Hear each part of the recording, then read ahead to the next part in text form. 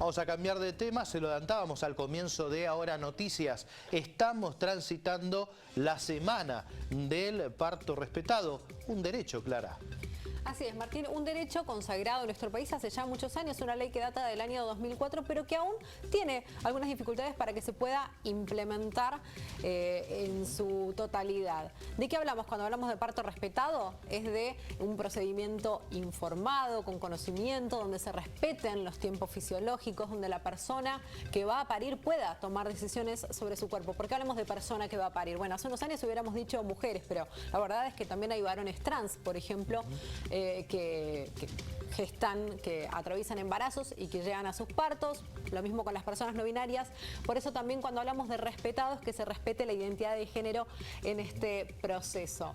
Es la Semana Mundial del Parto Respetado. ¿Por qué necesitamos una semana? Bueno, porque aún hace falta concientizar y mucho, ¿no? Que los procedimientos de rutina se vayan corriendo para darle tiempo entonces a cada parto, a sus momentos, a sus costumbres, al idioma, ¿no? Que siempre esto forme parte del tratamiento en salud y el respeto a ese proceso. Claro, y sobre todo el profesional, ¿no? Que quizás antes era el que tenía la última palabra, ahora también pesa la de la propia madre. Totalmente, ¿no? Y esto que tiene que ver con poder conocer el proceso que se está dando en el propio cuerpo. Algo que me ha cambiado mucho en este tema es haber atravesado mis partos, por ejemplo. Saber que a veces la información nos va dando tranquilidad y la posibilidad de tomar decisiones. Si quiero parir en mi casa o quiero parir en una institución sanitaria, si lo quiero hacer acostada o lo quiero hacer en cuclillas, si quiero ir a una cesárea porque tengo algún miedo en particular, claro, o prefiero llegar a un parto de forma natural porque entiendo que eso es mejor para mi cuerpo. Esas decisiones que cada persona tiene derecho a tomar. ¿Y por qué digo tiene derecho? Porque así lo consagra la ley. Es así. Bueno, y tenemos una nota sobre este tema. Así es. Estuvimos visitando en este caso el hospital materno-infantil de nuestra ciudad, el hospital público que atiende más de 4.500. Estoy exagerando, le pifié en el número. Partos anuales aquí en la ciudad de Mar del Plata porque atiende también una zona de influencia. Y en este sentido consultamos cómo estaban trabajando por el cumplimiento de esta ley allí.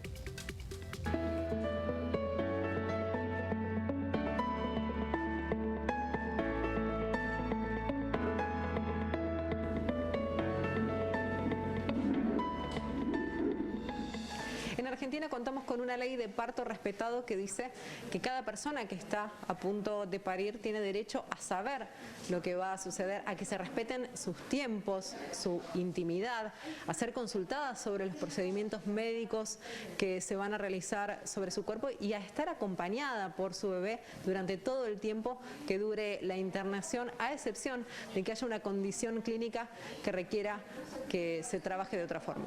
El parto respetado es aquel parto en donde se resguardan los derechos de la mamá, haciendo un acompañamiento por familiares y tratando de que la mamá se encuentre educada y preparada al respecto, tratando de evitar intervenciones innecesarias y siempre respetando el deseo de la madre, de estar acompañada e incluso de elegir la vía de parto. Se atienden alrededor de 4.500 nacimientos anuales. Nosotros tratamos de que la evolución del trabajo de parto sea lo más natural posible. Hace poco hemos incorporado el trabajo con pelota para facilitar la relajación de la mamá y tratar de evitar intervenciones innecesarias, es decir, demasiado medicamento, es decir, se aplican solamente en casos necesarios y en ese proceso, digamos, tratamos de acompañar al paciente tratando de contener, porque es una situación nueva, porque es una situación de dolor, entonces muchas pacientes se encuentran con mucho miedo, entonces la contención es importante para que ellas puedan pasar ese proceso lo más rápido y confortable posible. ¿Cuáles son los beneficios de un parto natural cuando se puede dar? ¿Y qué es eso que se denomina la hora sagrada? Siempre que una embarazada tenga un embarazo normal, con la posición del bebé de cabeza y que no haya tenido ningún tipo de problemas durante el transcurso de su embarazo, se espera un parto normal. Siempre es bueno educar a pacientes sobre los beneficios del parto normal, porque la recuperación es mayor, porque el contacto con el bebé se ve muy favorecido y tratamos de evitar lo que se llama cesárea electiva, porque muchas pacientes, gracias a la ley, pueden optar por la vía de parto. Y por miedo o porque le fue bien a otra, muchas veces dicen, bueno, yo no quiero tener dolor y prefiero la cesárea. Y en realidad el parto por vía vaginal es mucho más beneficioso. La hora sagrada, o como se denomina también golden hour, es el contacto que tiene la mamá con su bebé recién nacido durante el momento inmediato al parto. Se considera que ese momento favorecería mucho la relación madre-hijo, la lactancia, y junto con otras medidas que tomamos como el pinzamiento tardío del cordón y tratar de evitar el intervencionismo innecesario, favorecen la relación madre-hijo. ¿Eso se promueve, esa práctica se promueve aquí en el hospital? Son nuevas corrientes y que tratamos de implementarlas, sí. Necesitamos también nosotros los profesionales de educación al respecto, y cada vez más estamos abiertos a nuevas propuestas.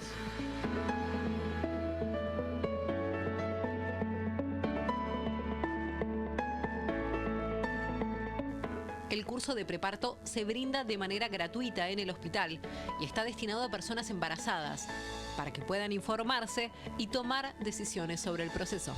El conocimiento es poder. Y poder saber qué ocurre en tu organismo hace que vos no vengas a la consulta asustada, que se alarme toda la familia. El saber sentir y comprender a tu cuerpo es importante, porque eso hace que vos digas, bueno, estoy en trabajo de parto, no estoy, me preocupo, me ocupo.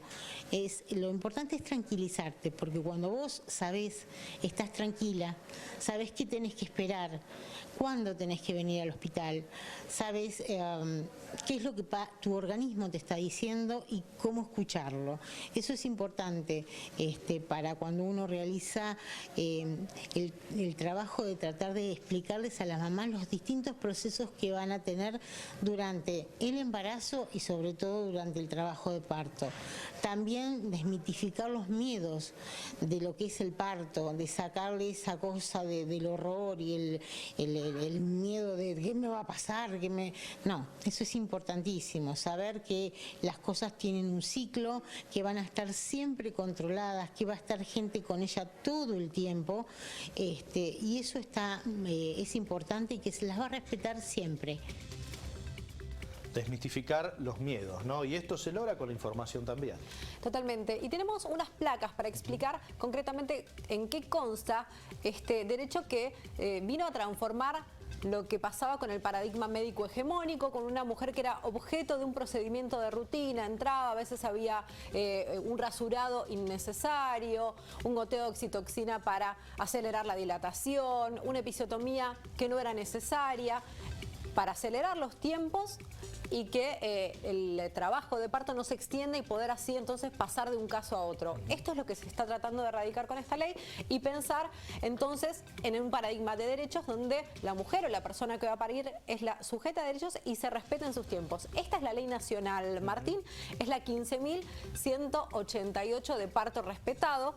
En el año 2020 además adhiere el gobierno de la provincia de Buenos Aires incorporando lo que es esto, la guía de implementación del parto respetado, que lo que hace es abordar cuáles son las pautas de conducta que se esperan del personal sanitario respecto a cada persona que llega a tener un parto en una institución de salud. Bien, esto es fundamental, pues se lo hemos contado muchísimas veces, las provincias son autónomas, hay una ley nacional, pero se requiere del paso siguiente, que es la adhesión de la misma para poder implementarse en cada uno, en este caso, de los nosocomios bonaerenses. No todas las provincias han adherido a esto. Totalmente, y hay que instruir al personal sanitario para el cumplimiento efectivo de esta ley, que no sea texto muerto, que esta ley se lleve a cabo por cada uno de los efectores de salud. Tenemos otra placa. Bien. Acá está, mira. Elegir acompañamiento para antes, durante y después del parto y elegir en qué posición dar a luz. Dos claves de las que hablábamos recién. ¿Qué pasaba?